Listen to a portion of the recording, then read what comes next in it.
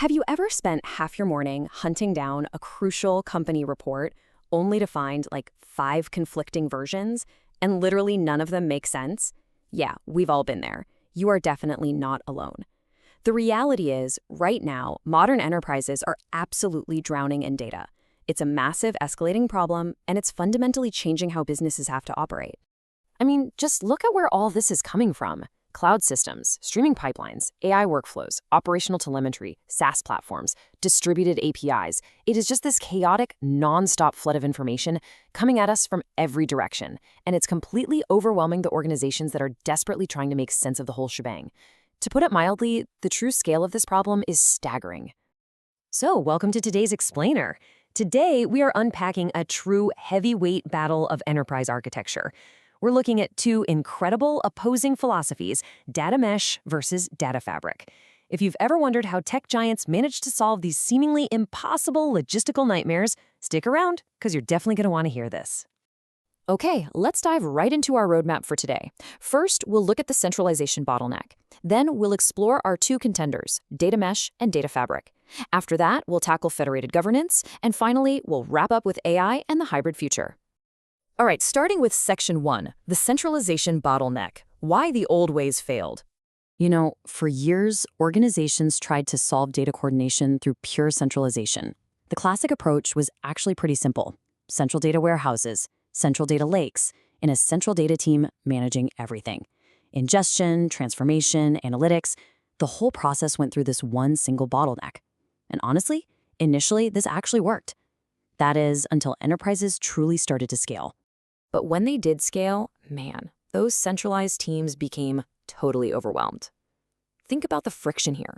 Slow onboarding, pipeline overload, and endless ownership confusion.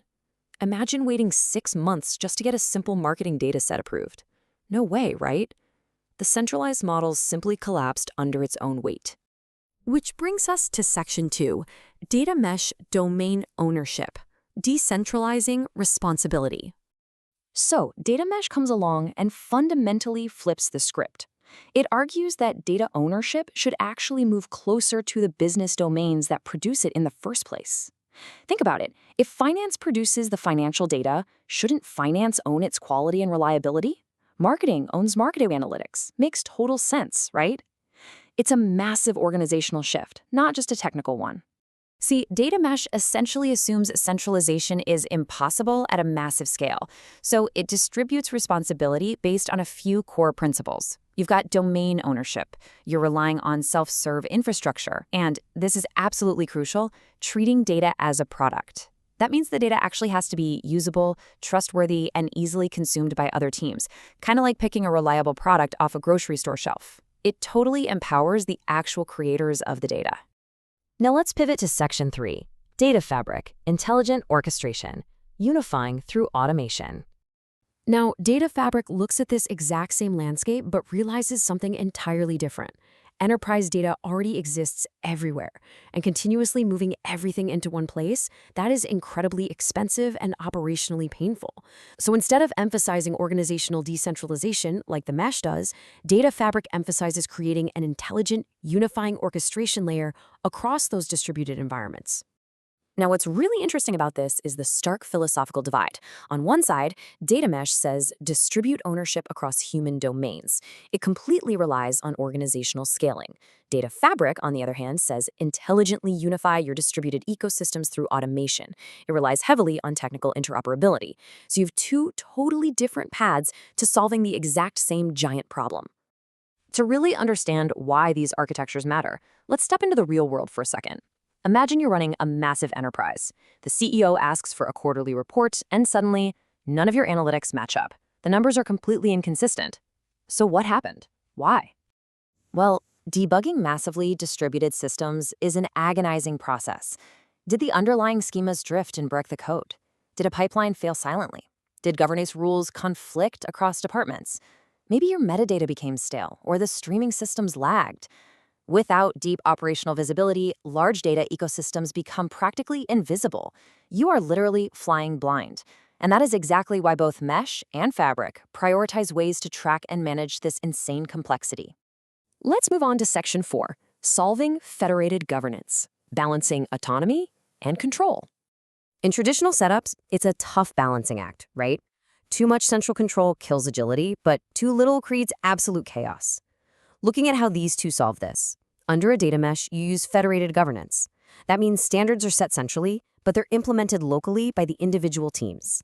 Data Fabric, conversely, leans into automated governance. It uses metadata to systemically embed access controls and compliance directly into the infrastructure itself. And finally, Section 5, AI and the hybrid future, scaling in the AI era. Now, AI-native enterprises dramatically increase data complexity. Modern AI doesn't just need static spreadsheets anymore. It requires real-time telemetry, feature stores, and complex systems like vector embeddings and RAG pipelines just to give the AI memory and context. These aren't just buzzwords, folks. They are unprecedented scalability challenges that are pushing both of these architectures to their absolute limits. So what does this all mean? What is the ultimate solution here? Well, the future enterprise probably won't pick just one. It's going to combine them. When you need clear ownership, a strong data culture, and organizational scaling, you lean heavily on data mesh. But when you need deep integration, automated governance, and technical interoperability, you lean on data fabric. The stakes for your architecture have literally never been higher. I mean, traditional systems were built for backward-looking reports. Today, your future competitive advantage depends entirely on how effectively you can coordinate intelligence across both your organizational teams and your technical ecosystems at the exact same time. It's a total game changer. To sum it up perfectly, let's look at this quote. Data mesh and data fabric are not simply competing technologies. They represent different philosophies for scaling intelligence across modern enterprises. I love that. One empowers the people, the other automates the systems. The modern enterprise absolutely needs both. So, as the AI era continues to accelerate, we have to ask, how will your enterprise coordinate intelligence across massively distributed ecosystems? Will you distribute ownership? Will you automate orchestration? Or will you build the ultimate hybrid? Thanks for exploring this explainer with me today. Keep learning, and I'll see you next time.